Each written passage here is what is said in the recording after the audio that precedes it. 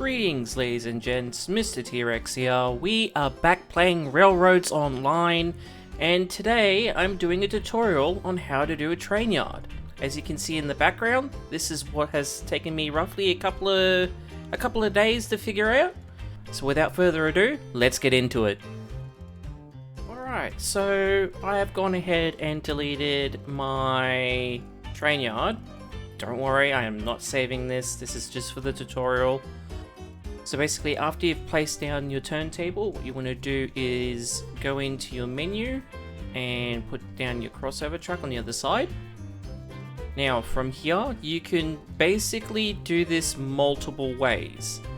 You can either use this part here or this part here as a marker. And what we want to do is use those markers to establish our spacing for the turntable. So what we want to do is basically line up this circle here with that marker. Now you can use the rail here, or you can use the tip of the sleeper, but bear in mind that the spacing will differ every time you do this, and especially when you choose the different markers on here. So I can't guarantee that you'll get it accurate like on the first go. So I am going to just basically line this up with the circle.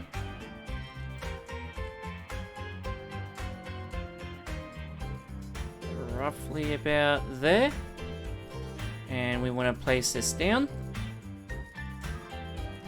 Now, basically, because this circle here is longer on that side with the sleeper, we don't have that same texture on the crossover tracks. So, the way that we can do it is basically trying to aim between those two dots on the crossover tracks. So what we're going to do is... Oh, actually that doesn't... Yeah, I'd say it's roughly that dot there, maybe, instead of in between.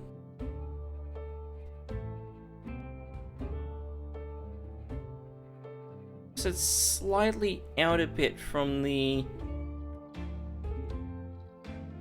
there, but we'll see what happens.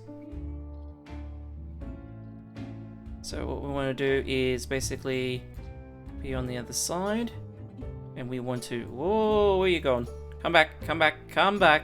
You are got a mind of your own. So we just want to basically line this up where it's facing.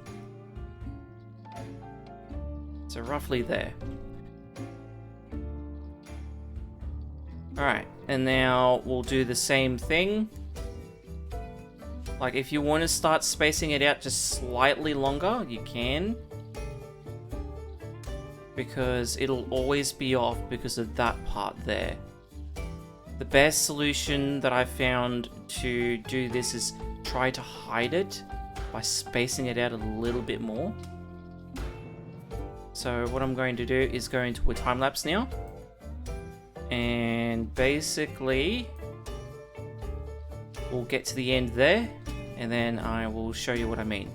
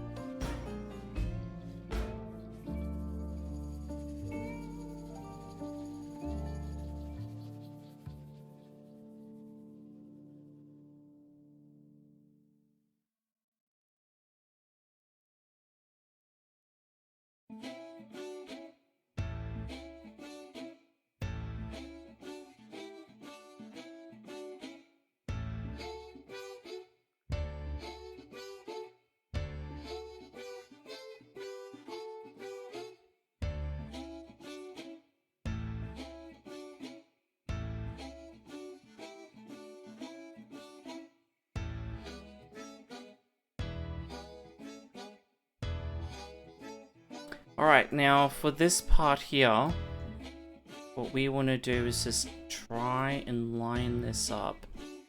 What we're going to do is eyeball this, because there is no way of us being able to do this correctly.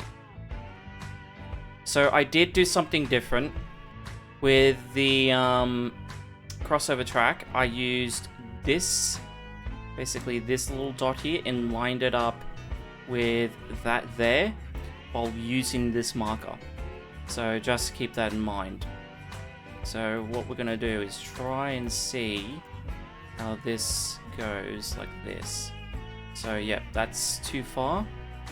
So what we could do is bring it back to the other dot and see if that lines up, which nope. So we're going to line it up with the third dot in front. We may need to go a little bit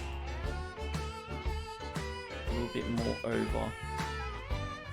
So it's lining up with that there. So we'll just bring it over more. A little bit more.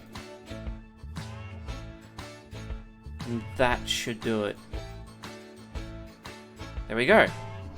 Now for the next step, we basically got to use our switches. Now it would be ideal to use the triple switch, but I found out from tinkering around that the model hasn't, like the triple switch model hasn't actually been modeled correctly. It's slightly out of, how we say, alignment, and the snapping's off on it too. So what I mean by that is, I will show you guys.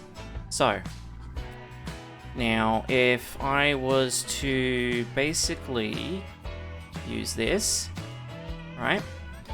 And then say, let's go basically like this and like this.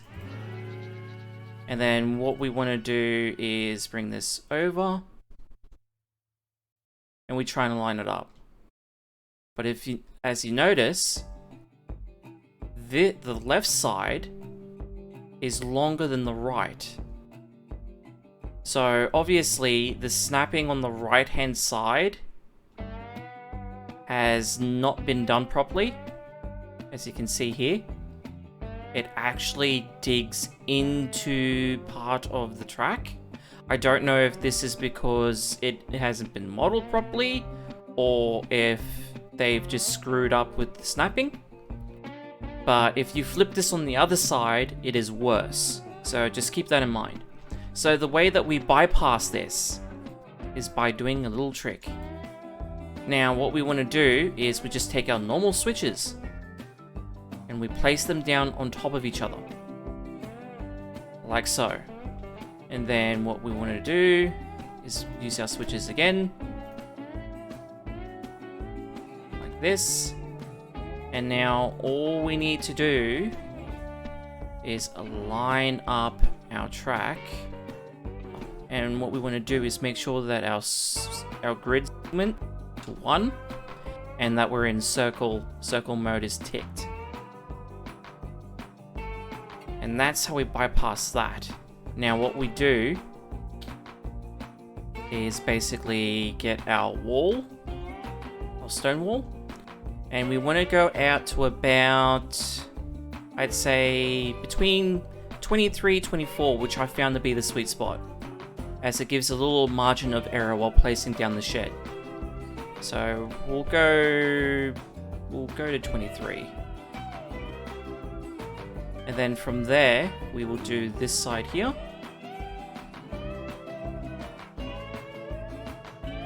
And line it up with the other stone wall. Like so.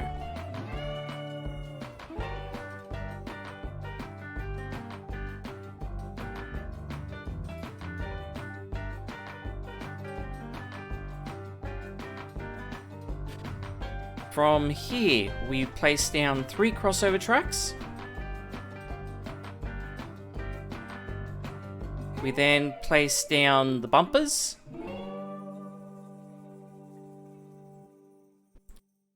Now what we want to do is delete the switches. Get our 3-foot rail. We go from one side to the other with circle mode unticked. And we just basically snap it.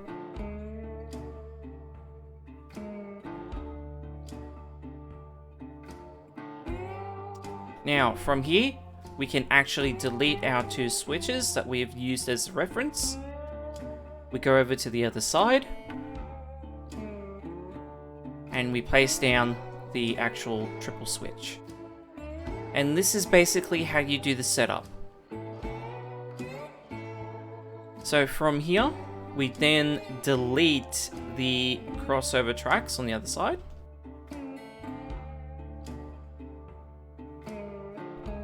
Now, what we want to do is get our embankments. Just had a brain fart right there. Now, what we want to do is try and make this as straight as possible. So the way that we do this is we use the stone wall as reference to make sure it's lined up. Then from there, we try and give a little bit of spacing, roughly around there. We turn on, we make sure that circle mode is turned on while we do this. And that the snapping point is on the side that we are doing on the stone wall. So that way when we click on it, we come like this, we go out, and we use the seam on the end of the embankment to line up with the post at the end.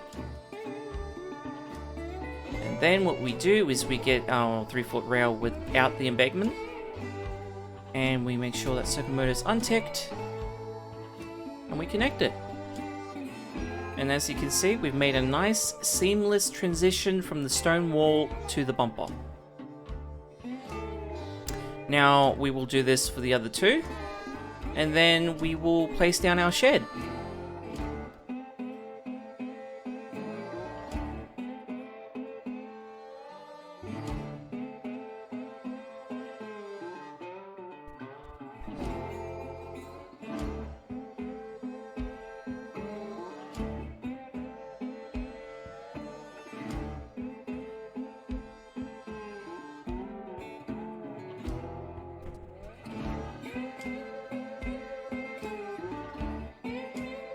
Alright, now that we've got that out of the way, this part here is the trickiest.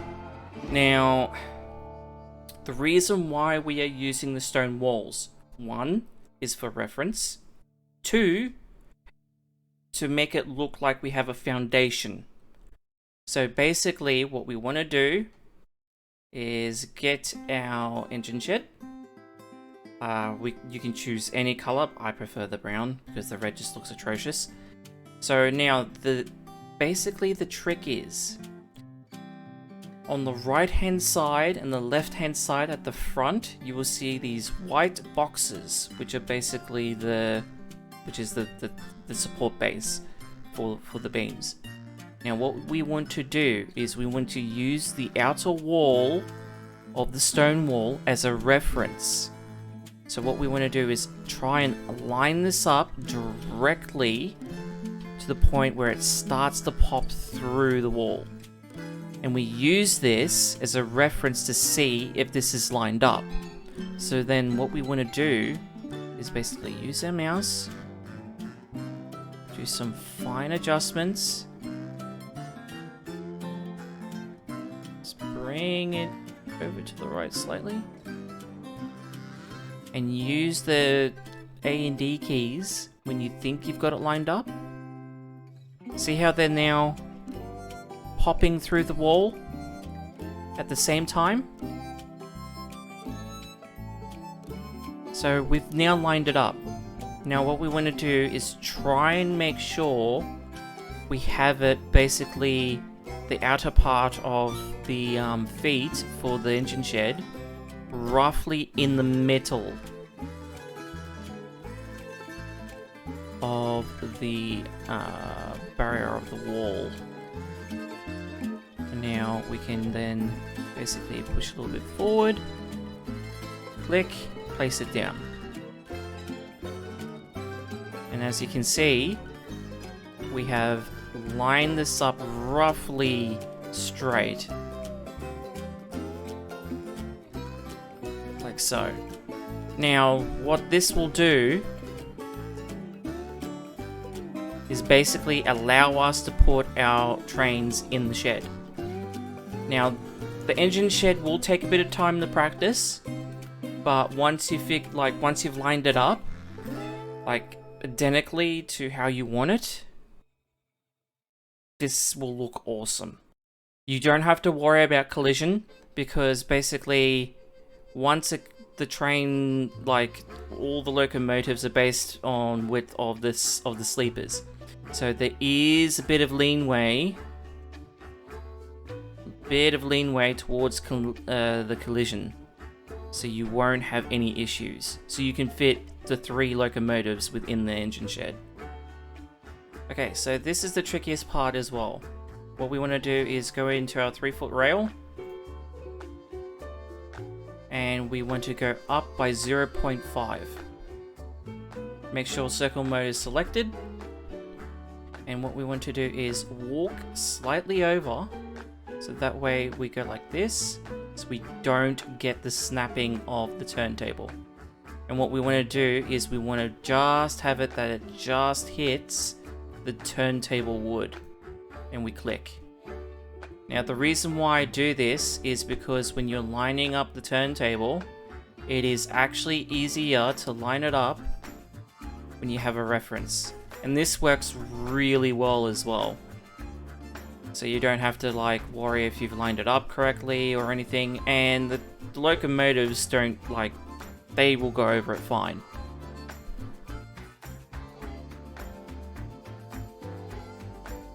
Okay, so you may get this issue here. This is a snapping issue since the update. Just keep trying to place these down. They will eventually fix themselves.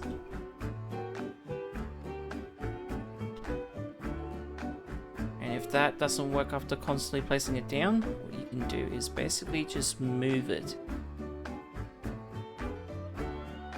And basically try and get a different type of snapping point, and if that doesn't work, what we do is delete this and use the right side, then the left, and there we go. It's a bit fiddly when this happens. I'm actually glad that this happened in the tutorial, so I could actually try and show you guys.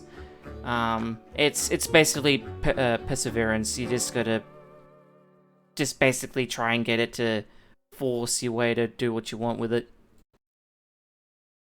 Now, what I'm going to do is basically do a time lapse.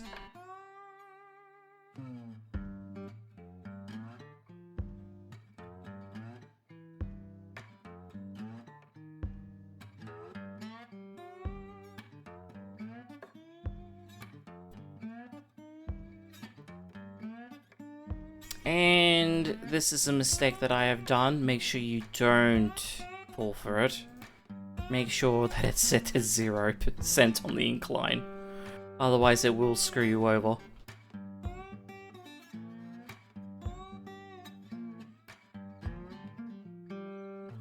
It's actually good that I'm making mistakes during the tutorial, because then I basically can make sure that you guys don't.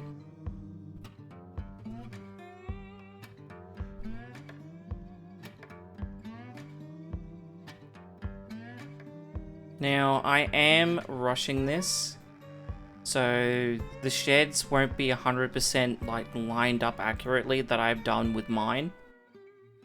But it's just to show the example of how to do it. And I am kind of rushing this, so because this is very time consuming.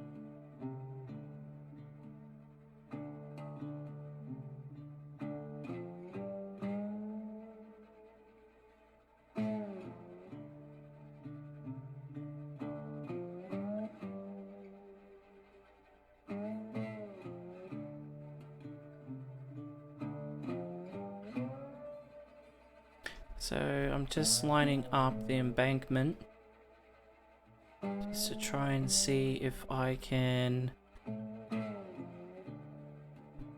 get this as straight as possible. And then we just line it up.